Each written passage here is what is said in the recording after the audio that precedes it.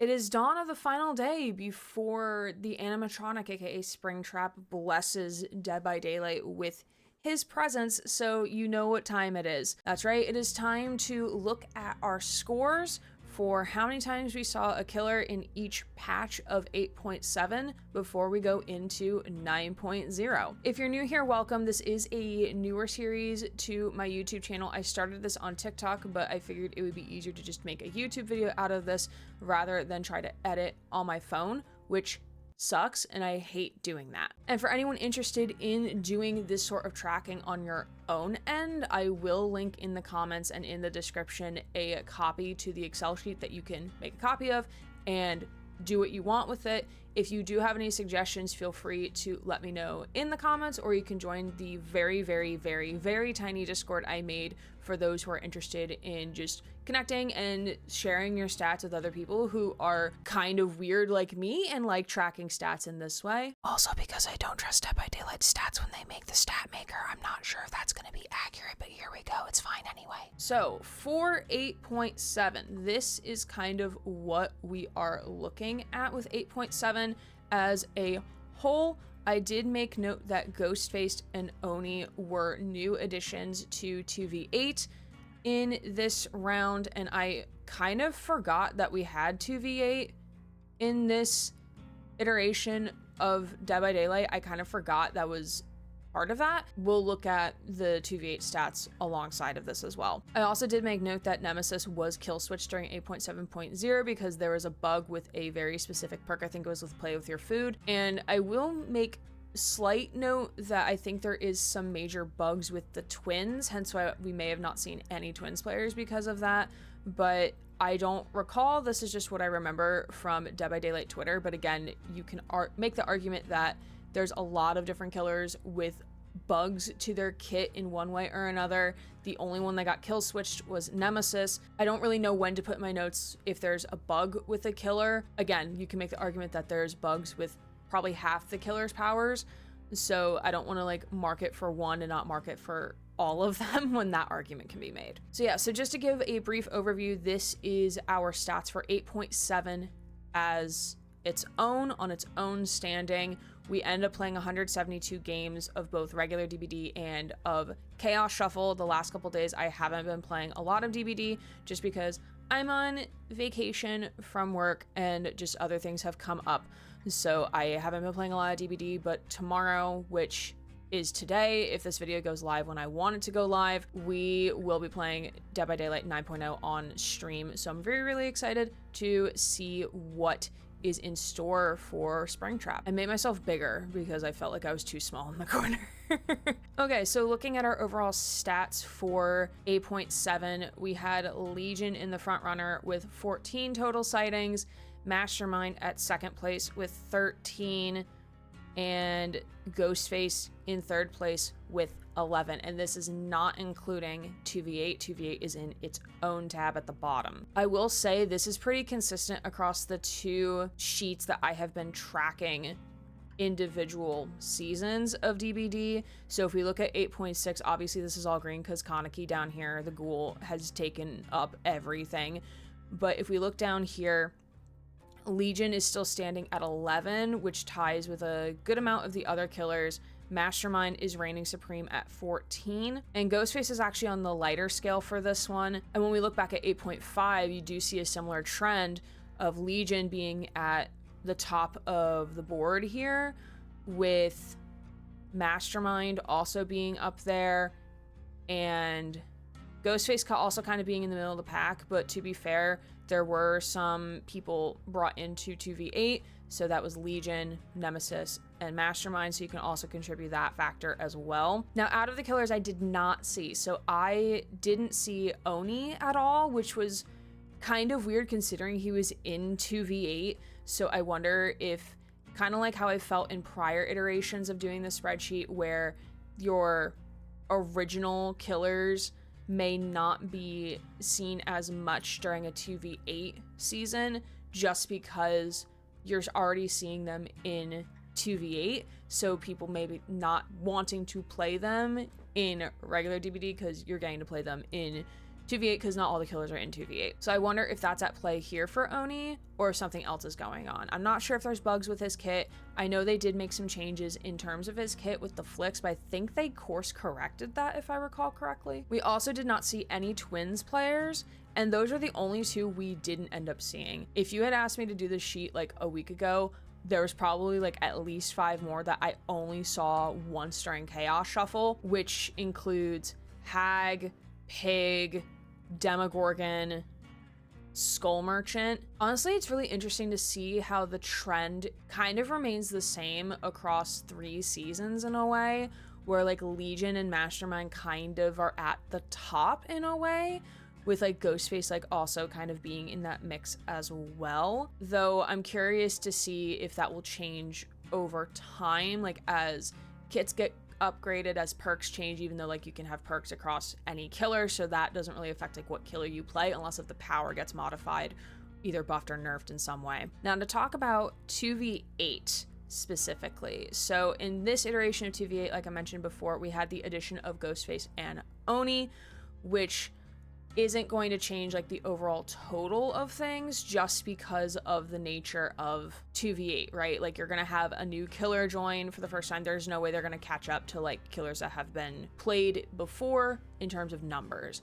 But I do think it's really interesting that still in 2v8, since Mastermind's release in 2v8, like he still reigns supreme. Now, to be fair, again, I did play less games this iteration of 2v8, but is still known that Mastermind was still the most that I saw, being at 17, and then Ghostface being at 14. To be honest, it was really fun playing against Ghostface in 2v8. I thought it added another layer to the mix, and now that they're adding more killers, I can see myself playing 2v8 more in further iterations. Back when it first started, I didn't really care for it as much, and I think it was because I just didn't like the killers that we went up against, and we got too repetitive too fast. But now that they're slowly adding more killers to it, it doesn't feel as repetitive. And also, it's always really fun to be on RPD and you get a Nemesis and a Wesker, and you're playing as one of the Resident Evil characters. That's always fun. But in this iteration of 2v8, I only saw Nurse once, and she still remains the least amount of times I saw a specific killer in 2v8. Originally, it was Blight, because when I started tracking back in November 2024, or around that time period, Blight was at nothing in that iteration. And then Blight became far more popular in February of 2025, only by like a little bit. Nurse was still in last place, and then I did not see him as much in this one. I think it's because like we have Mastermind, but we had Mastermind before, so maybe it's because we also had Oni in the mix too, who is also kind of a rush killer in a way. I think you can classify him as such just because of his power.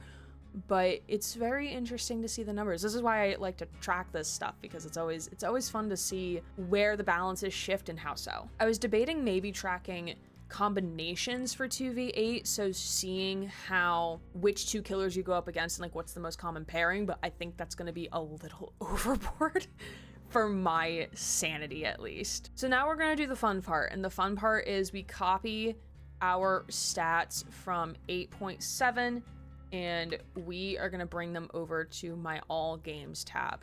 And hopefully the formatting stays the same. I did move the total column over to the far left to make it easier so y'all can see the most recent patch up against the total and it doesn't interfere with my camera placement. All right, so let's copy, paste. Oh. I did not see a lot of shifting, and that just might be because of the ghoul being in existence. I'm not entirely sure how to interpret this data, because again, ghoul is like kind of our outlier still. I think it's going to be a hot minute before other characters catch up to ghoul, just because we saw him a lot in 8.6. So it's going to be a minute before other killers kind of catch up to him. Though I will admit I am a little scared to see what Animatronic Springtrap is going to bring. I think we're going to see a very similar situation to what happened in 8.6, where basically every killer you see is Springtrap, which for some people they're gonna love that. For other people, not so much, especially depending on how the power is. I very much enjoyed playing against Ghoul, and I think I talked about that in my last video. Like, I like playing against Ghoul, and again, I am not the best person to talk about power balances in terms of like, is it survivor-sided versus killer-sided, who's overpowered, who's underpowered, what perks need to be buffed or nerfed. I don't really follow that information. I'm not super knowledgeable in that. I just enjoy playing against certain killers, or I don't. So I think, generally speaking, we're gonna see what happened with Ghoul is gonna happen in 9.0, just because of the sake of a lot of people have been waiting for this chapter, which is fair. Like, they teased this like at least half a year ago that this was coming. I know one of my good streaming friends has been dying, waiting patiently for his turn finally to play Springtrap. And I know people are probably gonna get annoyed with how often Springtrap is gonna be in the mix, but also at the same time, like, I'm happy for those who enjoy FNAF, who enjoy the series, that the killer that they've wanted, or the inclusion that they wanted of FNAF in DBD is finally here. But I fear it's going to be another situation much like Ghoul, where people are going to be arguing on Twitter, hey, this guy sucks to play against. And I don't know what my opinion is going to be yet about that, because I didn't play the PTB, and I know they do make changes between PTB and actual launch in terms of power, the numbers, the stats, all that stuff. So I'm not really sure what's going to happen with all of that. But I'm still excited to try out playing against him, and also to try playing Animatronic for myself. To kind of pivot us back on track here, I wonder if I could take Ghoul completely out of the equation. Like, if I were to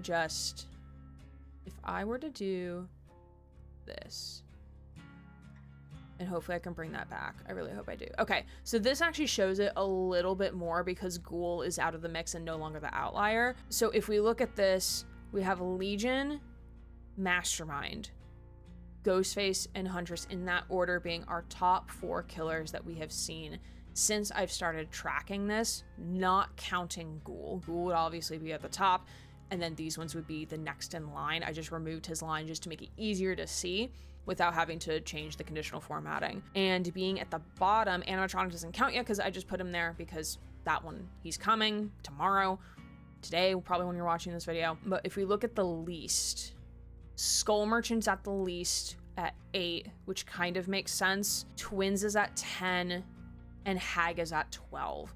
So that kind of tracks. I mean, it should, because these are my stats. I wonder if other people also are feeling the same thing. I know my friend from the UK, she has also started tracking her stats using my copy of my spreadsheet. Since she's in the UK and I'm on Eastern United States, it's gonna be interesting to kind of compare and contrast to see what is different killer wise based on the server that you're in, right? So like, she's playing on EU servers and I'm playing on American servers when we're not playing together.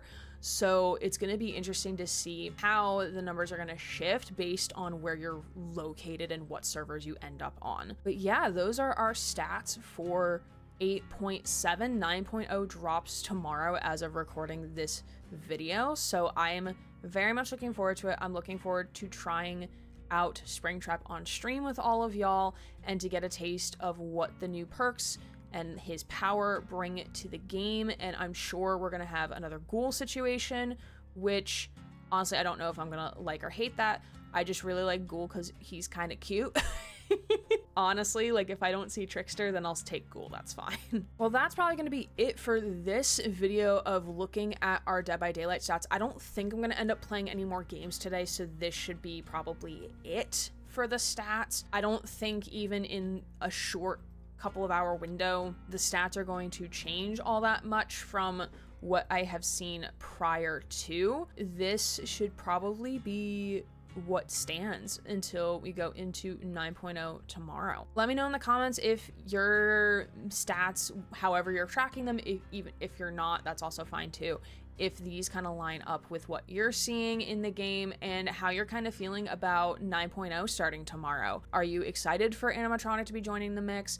What are your predictions on how the distribution is going to look like? Do you think we're going to see another Ghoul situation where it's going to just be almost every game, at least for the first 2 patches, is just going to be nothing but Springtrap, or do you think there's going to be more of a healthy variety in the mix? And I know with tomorrow's patch, there's also going to be a lot of good quality of life updates, so it's going to be fun to see how those are going to influence gameplay as well.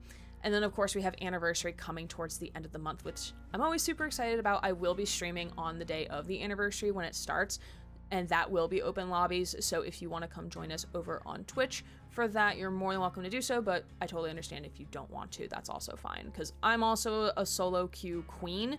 I primarily play in solo queue, so playing with people, especially when we were in voice chat for a tournament I participated in, was a very interesting and new experience. But with that, I will see you all in a future video. You'll see me again for 9.0 stat updates when that comes to pass. But in the meantime, feel free to check out the other content on my channel or join us over on Twitch for live content, or over on TikTok, as I've now been tasked to listen to a bunch of soundtracks and I'm a little terrified. With that, thank you all so much for watching, and hopefully I'll see you either in chat or somewhere in the fog. My name is Aaron Gray, Queer by Twitch streamer, signing off.